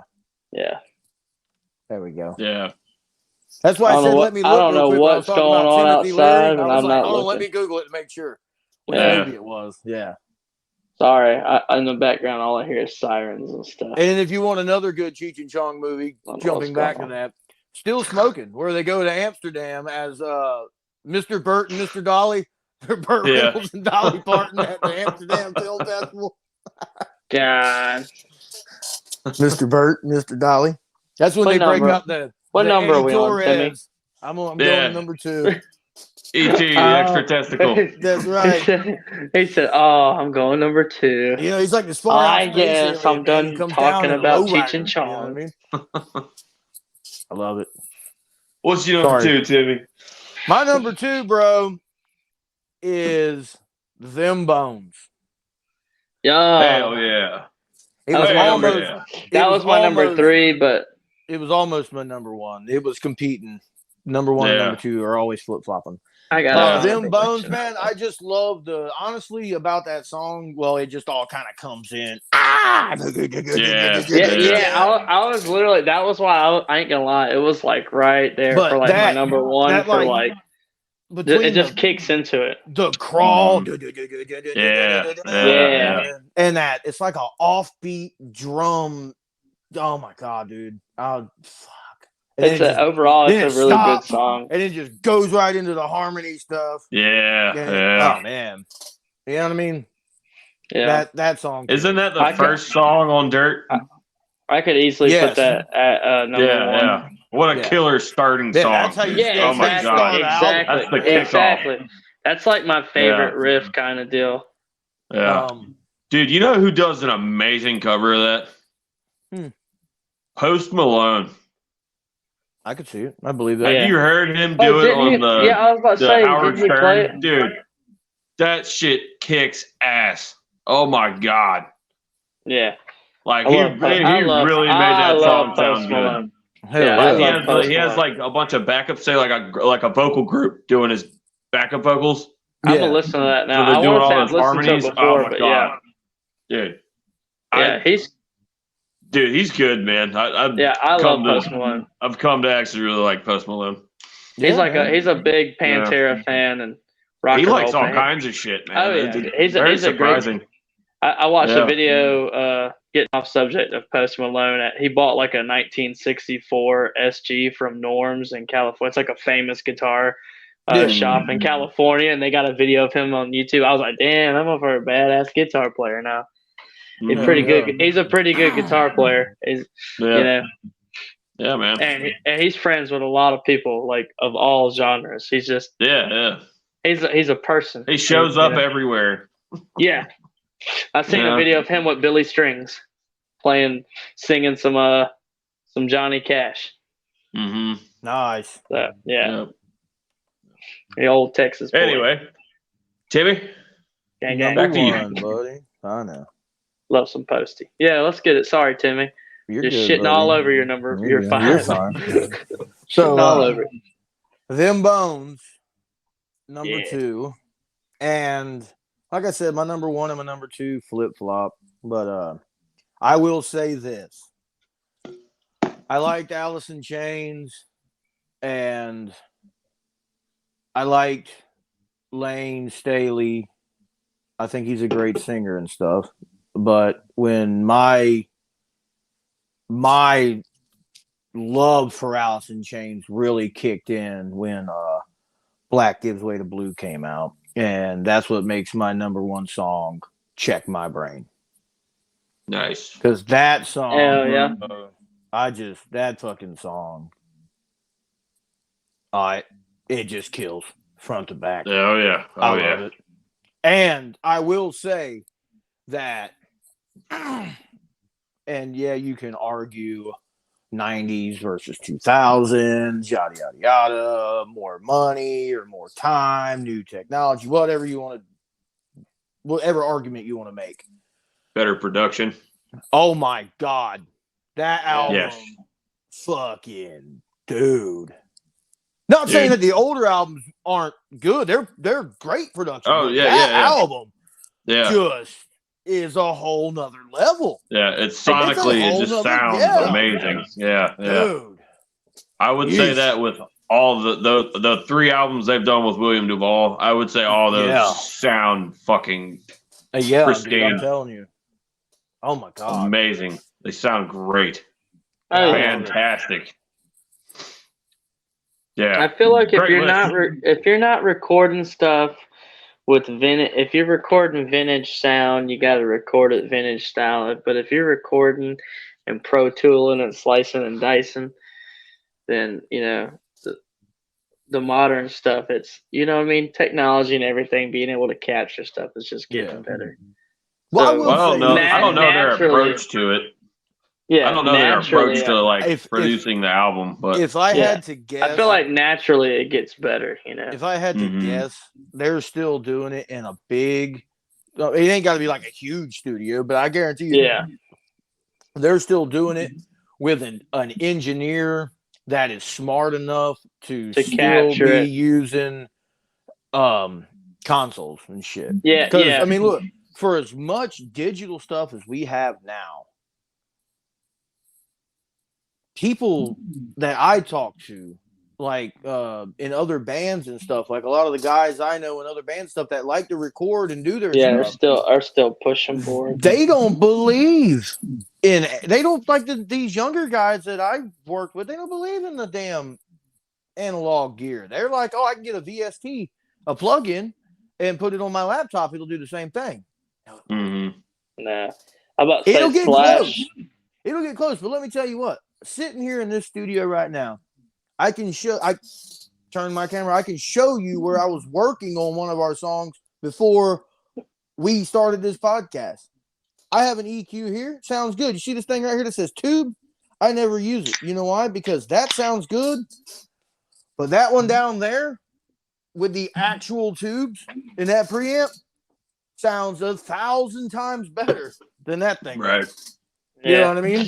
I was going to say, I believe Slash actually still records like old school. I saw a thing where he was talking about he likes to record exactly how they did back in the day. Live recording would I've seen a thing. It was like his microphone up to his amp, like a Marshall combo or something like that, with like a cover over it and all kinds of shit. Like they still record. He's like a true believer in the old school way to capture shit. Hey, well, I still like what I've been doing is I dig it. I'll line out of my. I'm not saying it's the only way, but you know what I mean. With technology, I feel with time, you would think engineers, we're getting better. We're developing. But yeah, I got you, bud. I still think I'm not saying digital isn't the way to go, and I'm not saying that analog stuff. Trust me. Just the shit, like the shit that they came up with analog, like all the analog gear, that old gear that they were using. Oh yeah. Like you'll see some of the things that have made it, like tape machines for drums and stuff. I actually have. I don't have enough money to buy a tape machine, so I bought the best tape machine plug-in I could get with my whole $20. Nah, I spent a little more than that on it, but but because like Abbey Road, that was one of the greatest things that they had was the tape machines that they used at Abbey Road. Do they still use them there? Yeah. Do they still use that analog gear, that 4-track recording shit they did on the first Beatles album? Absolutely not. You know what I mean? But you know what I mean? Now they're still using analog gear. I mean, listen to like the first Rolling Stones album. Listen to the quality of that album. Yeah. It had nothing to do with the band's music or nothing. It was the engineers. Listen to the quality of the album. Not that great. No. That was in the 60s. Mid 60s. Like what, 64, 63, something like that? Yeah. So early to mid 60s. Mm-hmm. Get on up to, let's say, the 2005. Who. No, let's just say the Who and Hendrix and hell, Dark Side. Listen to Dark Side of the Moon from 1970. What, 3? Oh, it was 4. Like a 10-year type I could thing. be wrong. Yeah. A 10-year span. Listen to how much better that got. Yeah. Now let's go from Dark Side of the Moon to, let's see, 73, 74. We'll say 84. Thriller. Van Halen. Oh, yeah, Thriller. Listen to that. I was going to say Van Halen. Huge difference in a 20-year period. You know what I mean? Oh, yeah. Once we got to the 80s, where we figured out, that was like when you really think that's when the digital really started synthesizers, stuff like that, really started coming in. The electronics started getting well made. You see more analog gear now, I do anyway, from the late 70s through about 87 in studios than you do any of the older stuff other than like maybe the tape machines. And the reason that is because in the 90s, most of that gear, like look at Pete's stuff. Trey, next time you go to the warehouse for at the sound company, little back catalog, me and Trey work with a sound company. You know what I mean? We've set up stuff. You know what I mean? It's one of the jobs we've had. We still do from time to time with our buddy Pete. Shout out to Guitars, etc. and Benson Pro Audio. That's right. But a lot of the analog gear he's got is still from the 80s and the early 90s because it's not like, I mean, they did some updates, but it stayed relatively the same. Yeah. And then Pro Tools came out in 91, and that kind of ushered in the whole let's start using computers like actual, desktop stuff to edit, that kind of stuff. And then you get into now. So now, man, the sky's the limit. I mean, I got a lot of stuff on this laptop that can do very well at emulating. And I'm not saying you have to have analog gear. You can record an entire album with none of that stuff and make it sound great. I watch people do it all the time. I'm just saying, if you buy the best gear you can buy with the money you have, you know what I mean? Exactly. I like my tube preamp. Can I probably buy a VST plugin to do exactly what that will and give me that same sound? Probably, but I still like knobs and dials and things too. I like to be able to touch things. I want to get intimate with it, feel it. I'm the same. I'm the same way. Yeah, I'm the same way. I feel like the more time someone spends tweaking and getting to know they know the program, or like what they're like you. I'm kind of the same way. I like to. Okay, let me set that real quick instead of like click there we go. You know what I mean? It very, like you said, Jim, a very personal. It's what you are accustomed to or what you get used to. You know what I mean? What is more comfortable for you to do when it comes to doing that. You know what I mean? And learn your program. Like, I'm not gonna lie, I got we all use the cakewalk stuff and this and that, and I don't know every back turn, I don't know every single thing on it, but it just takes takes time, and like they say, talent is the pursuit of interest. You will get good at it if you want to get good at it. You know what I mean? Yeah. You'll learn it. You'll learn it. I'll tell you, man, I read a comment the other day that killed me. It broke my heart and it made me laugh at the same time. I was on a thread, just I thought it was Van Halen. Some shit. And no, it was the guy. The guy literally fucking commented, "Who records live drums anymore?" Oh yeah, program a drum machine is what it said, and I was like, "Do what?" And like, I know a lot of guys because I actually had a buddy of mine message me and was like, "Holy shit, y'all have a 8-channel interface?" I was like, "Actually, it's 10 channels, but yeah, And because a lot of people only they'll get like a 2-channel interface or a Yeah, 4-channel so I interface, and got. that'll be it. You know what I mean? And I was like, yeah, dude. I said when I mic my drums, it's bass drum, snare, tom. That's 5, and then 2 overheads. I mean, that's 7. You know what I mean? And every once in a while, I might put extra one over there by the hi-hat. It really all depends, but most of the time, and then sometimes I won't use. But sometimes I won't use the dual overheads. I'll only use one overhead and stick it way up there above the, you know what I mean? And then leave one way back here as a room mic instead. I mean, it really all depends. But certainly, I know a lot of guys that buy electronic drum sets and will only use the electronic drum sets for recording, which we've done that too. Mm-hmm. You know what I mean? I got some at the house for some of the American Underdog songs were recorded on an electronic drum kit. Mm-hmm. You know what I mean? And then there was a few that were recorded on a live drum track, or live drum kit. You know what I mean? But personally, I was about to say the same thing. It's a huge I know what you're gonna say. Fucking headache to. Drums usually take me the most time. Regardless of whether you like the acoustic sound better. I was gonna say me too. Well, no, I mean that too. I mean, back dude, you get a nice plug-in or a nice electronic drum set. I mean, you can get that same sound. It'd be hard for somebody to tell. Mm-hmm. You know what I mean? Like, because I've played on like them Roland V series drums, and let me tell you what, they sound just like my Pearls. And I was like, whoa. Of course, not everybody wants to spend $5,000 on a set of electronic drums. Right. Either, you know what I mean?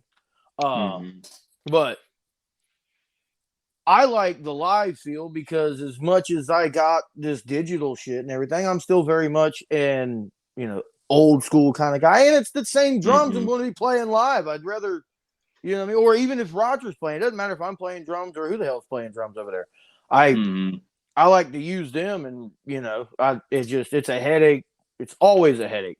In the same room with the same mics and the same drums and the same tuning, you can get them close, and you still got to tweak them every time. But it's worth it. That's what takes us the most when we're recording is like I can get Trey's guitar. It's pretty much where it needs to be when it comes in. I might throw a compressor on it and set some levels. You know what I mean? Same thing with Jimbo's bass. It's pretty much how it's going to sound when it comes in. Every now and then, maybe we need to boost the low end here at the end to get, you know what I mean? Same thing with my guitar and shit. And then I'm like, 5.5 hours later on the drums, and I'm like, oh, now they sound good. I pulled all my hair out. There's a head-sized hole in the wall over there where I keep headbutting it. You know what I mean? Oh, yeah. But anyway, that took a big detour. Sonically, that album is amazing, bro. What they're doing, I don't know. It kind of turned into what we're doing. But yes. We have an album getting ready to come out too. You can hear all them, 5-hour drum EQing sessions and everything. Yeah, bro. Or tuning in, not a session. 2 days worth of drums. The product of all that. Yeah. I'm just saying, you go listen, and you can tell the difference between this Pearl kit with these heads, because I put not the bass drum per se, but I put a whole different set of heads on it just to do this acoustic album. If you listen to Sunburnt and Drunk, and then listen to, say, Ring Ring or Drag You Down, that's 2 totally different drums, because it's, actually, that was 2 totally different drum sets altogether. Actually, because I was using the blue drums. Oh, he was just talking about everything involved. But you can hear it, man. Listen to Sunburnt and Drunk, and listen to all my hard work and making them drums sound good. Make me feel good about myself. Please validate this man's 5-hour drum sessions. Make it rain to play that one song. That's right. No, I'd have to agree with you, Timmy, though, with the sound of those albums. They just it's Black Gives Way to Blue, The Devil Put Dinosaurs Here, and Rainier Fog. Mm-hmm. And sonically, all those albums, they sound fantastic. They sound fantastic. They're amazing. And yes, William Duvall kicks ass. Fucking A. He kicks absolute ass. That's why I compared him to Van Halen. I was like, it's like the same thing. Yeah. It's like, I mean, Dave didn't die, but Yeah. Well, I'm gonna bring this up because my boy Jason. I asked him how he felt about the new albums, and he's like, "Oh man, they should have never done it. It's terrible. I hate it." I'm like, and I think a lot of people feel that way because it's a big nostalgia factor. Yeah, that and being and they're biased just because naturally. Some people are just naturally like that. Yeah, but I read an interview with Sean Kenny talking about it, and he said they never. It was originally his idea to reunite. I didn't know if you knew that. I did not. And they were going to do like a benefit concert, and all the other guys were cool with it, like Jerry Cantrell and Mike Inez. They were cool with it. And they had like a bunch of different other singers, just sing Lane Staley's parts and shit. Yeah. There was nothing like official, but he said that they never just jumped out and was like, we're going to replace Lane Staley. He was like, we did everything step by step. We just took little, baby steps. We didn't just jump into anything. Like we were like, we're only going to do it if it feels good. Right. So, like, they played the benefit. They were like, okay, that was all right. They jammed a little bit. Felt great. Wound up jamming with William Duvall, and they were like, and then he said that he would be open to writing new music, but not as Alice in Chains. So they were like, okay. So they got in the studio. They're writing stuff, and they were like, no, we should make this Alice in Chains. Let's see how this goes. Yeah. No. And that's it, Alice in Chains. I just got something else. Did William Duvall say he didn't want to do it? And then they were like, let's do it. Or was that somebody else that said that? What do you mean? Who said that they wanted to write music but didn't want to do it as Alice in Chains? Sean Kenny. Okay. The drummer. Yeah. Yeah. Okay. This is all him stuff I read him talk about. I thought you were saying William Duvall said that he wanted to write but didn't want to do it as Alice in Chains. No. Okay. Yeah, they all wound up writing together, and apparently even there was a bunch of people that wanted to try to sing for them, and one of them was Scott Weiland from Stone Temple Pilots. Oh, nice. He was actually interested in that. Now that would have been interesting. I don't think it would have worked out.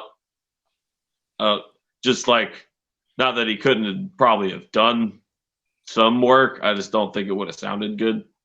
Right. Just me. It doesn't seem like the right fit. But yeah, it was really interesting reading like his reasoning for it, Sean Kenny's reasoning for it. Right. For coming back and starting like a whole new era for the band. Yeah. Yeah. Yeah, it was really cool because he was talking about like, losing Lane did not happen to y'all. It happened to us. Like this was like one of our best friends. Like we went through all this shit together as a band. That didn't happen to you. That happened to us. Right. It's like you shouldn't just hate on this just because like I'm like destroying how he like said this, but basically, so you gotta bear with me. I'm trying. Yeah, bear with me. I'm trying. I can't speak verbatim. Yeah, that's right. There you go. Basically, he was like, you shouldn't judge that stuff off of like your nostalgia and how you think we should feel. Yeah, exactly. No, I get that, and I totally respect that. Plus, yeah, damn right, dude. I don't know if there's, man, and I hate to say it like this, but I don't know if people stop sometimes and think that like bands are one of them weird entities where people get attached to certain members, and it's like they don't think of it like, you got to think. You show me 9 out of 10 bands, I could maybe show you one band that didn't start doing that to try to do it as a career. The rest of them, everybody's like, oh, well, we were just doing it to have fun. Yes, but at the same time, you were pointing that ship in a certain direction. Mm-hmm. You know what I mean? Because luck, calculated luck, sheer dumb luck, doesn't matter. It'll only take you so far.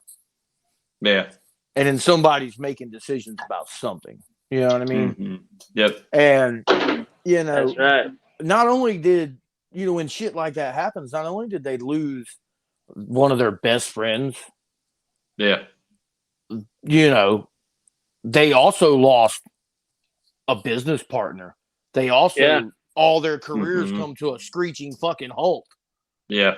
Yeah, because it's And like then he was part of the sauce, part of the chemistry. You know what I mean? And at the same time, you gotta, after a while, you gotta ask yourself, you know, am I ever going to do this again? You know, where do I go from here? Like my job literally just stopped. Yeah. What's crazy is there was a few periods of inactivity like that. Like I said, they only did 3 studio albums with Lane Staley. And I believe after Jar of Flies, it like just everything basically just fell apart. They didn't tour for that. They didn't tour for the self-titled album.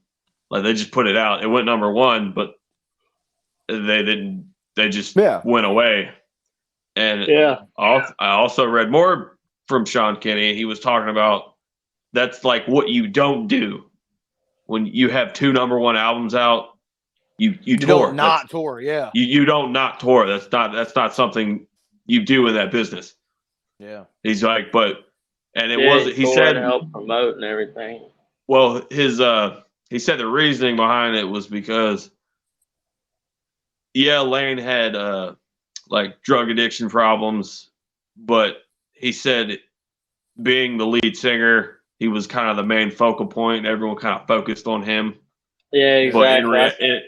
But in reality, they were all fucked up, and what they they didn't want to die in public, like in the public sphere. Yeah. So they pulled back, kind of reclused a little bit, and they didn't play another show until that Unplugged show. So they didn't play live for like 2.5 years. Right. And then they did that show. I think that was like the only show they played that year. They might have played a couple more. I'm not sure. It's been a while since I looked it up, but it happens, man. And Jimbo, no, thank you for pointing that out, man, because I don't think a lot of people think about that. You know what I mean? Because I don't. Sometimes I forget to mention that every single one of them were all fucked up on something. Yeah. You know, like when I start talking about them, I usually talk about how Lane had a bad heroin problem, not how. Yeah. Well, see, that's the thing. I thought I realized that's how I thought about it. I thought it was always just him that had the problem. You know what I mean? Yeah. No. I know. What was it? Mike Starr? Same way. The original bass player. Yeah. Yeah. Oh, yeah. Mike Starr. Yeah. No, it's Mike. Mike Starr. Yeah. Mm-hmm. He was like bad off too. Yeah. He's I believe he died from an overdose too. Damn, I didn't know that. Yeah, he died. I think like a year or 2 after Black Gives Way to Blue came out. Some fucking shit, man. Yeah. All right, let's stop talking about people dying of heroin. Okay, well, on a little brighter note, Mike Starr was replaced with Mike Inez. Fucking Mike. That's right. I played with Ozzy. Mike Inez played with Ozzy, and they actually met him while opening for Ozzy on the No More Tours tour. The first one? Yep. Yeah, okay. And he agreed to be their bass player, and the first 2 songs they recorded was A Little Bitter and what did I say? What the Hell Have I? Yeah. And I don't mean to say that sarcastically, people. I mean, I meant that because literally Ozzy did 2 of them. Yeah, he's done a few. Yeah, it was No More Tours toured and No More Tours 2. Yeah. Yeah. It just sounds cool. Yeah, man. Y'all got anything else to say about Alice in Chains? Not about I Alice in love Chains. you guys. No. Just I was just Love going everybody to out there. talk about Blotter some more Yeah. and all the cool things we're doing. That's right. Yeah. Let's talk some Blotter right quick. I'm sitting in the studio. As y'all can tell, the studio is back together. Yes. And renovations, upgrades. Yeah, I was working on finishing up some of our acoustic stuff because it's pretty much there. Sweet. Some work on Trey's song and a little bit of work on this other song that Jimbo wrote us. And I'm noting it right from time to time. I got a couple other little gizmos here, I can say that I got most of it's done. Most of it's mastered. I mean, most of it, Yeah. So everybody knows out there. I feel so bad for y'all because I get to hear it and you don't yet. You know what I mean? It's coming. Oh yeah, it's definitely coming. Slowly but surely. And we got a bunch of we're always writing for people out there that don't know us. Please check out our music. You can find it. I got everywhere. notebooks of stuff right now. Literally everywhere. I mean, we were always writing music, and I feel like one day down the road, all that music will probably come out. I mean, you ask these guys. I myself, I got 2 albums worth of just demo music that we don't ever do anything with. It's just there. Like, hey, you guys, like Sammy Hagar talks about how like Eddie Van Halen kept playing that same piano part for like 4 years and they never did anything with it. Then one day he was just like, I like that. And he's like, man, I showed you that like 10 times. Yeah. It just clicked. Yeah. That's the same thing I do with these songs. Sometimes I don't think that they're done or I don't like the direction they're going, and then I'll hear it, a year from now, and I'll be like, not necessarily that I like the song, but I'll be like, ooh, I like that part. Yeah, exactly. Let me dissect it and reconstruct I'll call Trey and I'll be like, fucking, okay. Case in point on that, talking on that subject real quick. When Trey wrote Angel, he had this whole song come over to the studios, telling me about it, showed me all these arrangements and everything. Timmy, can we just go ahead and record it while it's fresh in my head? I got all the lyrics written down. Everything's right here. Dotted his T's, crossed his I's. Crossed my. Yeah. Crossed I was gonna say, I didn't know if you caught that, but yeah. Yeah, cross the T and dot the lowercase J's. Okay. Yeah. Lowercase J's. And so we recorded it, and so Trey's playing his guitar, you know what I mean? And then I worked out the drum parts with him. We got the whole song there. We sent it to Jimbo. Jimbo threw in his bass lines. No, we didn't. Jimbo came down because we did all the backup vocals and the bass lines all on the same day. And so we got this whole song. We did some things. We got this whole song, right, that Trey had this just vision for. This is what I want. This is how I want it to go. This is where I want it. You know what I mean? Didn't I learn it that day? Yeah, that's what I'm saying. It was like Trey had this whole vision. This is what we were doing. So we do this fucking song. Didn't have to say it like that. Literally, that song was like. Yeah, I learned that song that day. Me and Trey did our parts. Jimbo come in. We all did our backups, and then that was that. That was like literally. It was like 2 days, but when you do the time, it was like maybe 5 hours altogether on that song. Yeah, that's right. And so it was everything but a solo. And when you listen to that solo, that whole beginning of that solo is a solo part that I had showed Trey back in what, bro? 2014? It could have been like 2012 or 2013. It was just a little part that me and him would play all the time. I still play all the time. God, yeah, you know what I mean? Like forever. And then like I was just listening to the song because he was like, I need to write a solo for it. And I was like, yeah, we'll come up with something. And then it was like I was always coming up with melodies and showing each other and I was flipping each other the bird. And just I was like, okay, this sounds good. We'll move the vocals around. We'll do this. We'll do that. We'll mix it. And I just picked up my guitar and just fucking around listening to that song. I played that little part and it just matched. And I was like, light bulb went off. Yeah. And so I played it again. Swing. And when you hear that solo, that solo was literally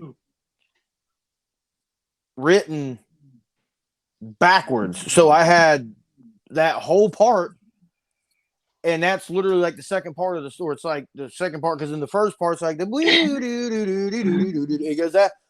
So I was like, I just need something to go into that. And I actually wrote that part. And then it was like I did it in 2 takes. I ran through the whole solo, and I ran through the first half of the solo. That's what I had. I hit record, and I did that whole solo, and I come up with that like Randy Rhoads sounding guitar tapping shit. Yeah. And it was just there. So I left it. That was one take. That was all. Dude, I was so excited with that. I had to go back and listen to it and then make sure I could play it again. And I was like, oh my God. I was like, this is the solo. What did I just do? I got to do it again. Y'all, and I was like, what do you think about this solo? And you were like, I think that's the solo. Like it just fit so perfect. Yeah. Hey, it was great. When stuff fits, when it works out, But that song, I think that song was probably that song and Hungry for Your Love were probably the 2 fastest songs recorded on the album. They just kind of came together. You know what I mean? Yeah. Well, Hungry for Your Love, for anybody that doesn't know, was actually a song that we had back when we were doing the Wet, Wild, Nasty stuff. That was a song, but we just didn't record it on that album. Yeah. I think that's the only song on that whole album that was an old song. Yeah. On New Horizon. You know what I mean? Mm-hmm. Well, no, Belong was too, but Belong was never completely done. So we kind of finished that. But Hungry for Your Love was actually a finished song that we played live. It never recorded. We did 2 fucking albums and never recorded that song. You know what I mean? Yeah, I was gonna say, y'all wrote that song before I even got in the band. Yeah. Long time ago. It's been so long. Yeah. And we had long time. Yeah. I mean, that's just what we do. Yeah. Mm-hmm. I can roll. What? Now we're going to do some more acoustic stuff. Woohoo! Yeah. Well, let's go ahead and bring her home. Yes. I picked this one this week, so we took a poll to see what album we should talk about in an episode, and lo and behold, 5150 from Van Halen won the poll. So we're going to talk about nothing but Van Halen next week. That's right. We just going to talk about 5150? Yeah. 5150. Just the Jimbo will throw Dio in there somewhere. Yes. Not when we're talking about Van Halen. Somehow you'll bring Dio into it. And now that you mention it, I will. Jimbo's going to go deep dive every Van Halen connection to Dio. Yes. That's right. It'll look just like that picture we had on the map. I'm going to be waking up. I'll be feeding Lily in the morning. I'm going to get a text, bro. Fun Dio fact of the day. That's all I'm going to get. Yeah. Fun fact. Dio fact number 645. I swear. Dio fact of the day. Dio fact of the day. And then after that, it's Trey's pick to decide what band we're going to do next, right? Or whatever. Or whatever subject. Yeah, whatever topic. I've already been thinking about that. Oh, God. My friends. Already been thinking what about is it then? Save it for the end of next week. Tell you. Oh, that's right. Yeah, that's keep the suspense. Yep. I'm going to keep the suspense. Well, all right, boys. 5150. Episode 10. 51. Episode 10. We're going in double digits, boys. Episode 10. With Van Halen. That's right. But yeah, give us a like, share, comment, subscribe. Tell us what you like. Tell us what you don't like. 100 likes, and I'll get Doodle-Bob. I get old Doodle-Bob tattooed. Yep. Right on his face. Not on my face, but it will be on his arm. The acoustic songs that we have posted everywhere, man. Sunburnt Drunk, Hello in Heaven, Day by Day. Yeah. If you don't want to listen to that, you want to listen to the heavier stuff, go listen to like Hanging by a Noose, Can't Stop from Loving You, fucking No Action tonight. You're getting mad at Angel. you and your significant Girl. other are arguing. That's you know a what I good mean? one. Just give Yeah, a couple that tracks heavy. a spin, see what you like. Yeah, That's you know what I right. mean? Right, deep dive that stuff. Go back to the tree song. Oh yeah. Yeah, you disappeared there for a second, Timmy. I know it just did some weird stuff. Yeah, Like, I don't know what was up with that. It's Anyway. all good. But anyway, Yeah, boys. It's been fun. it has. Remember, wherever you go, Wherever you go, There there you you are. are.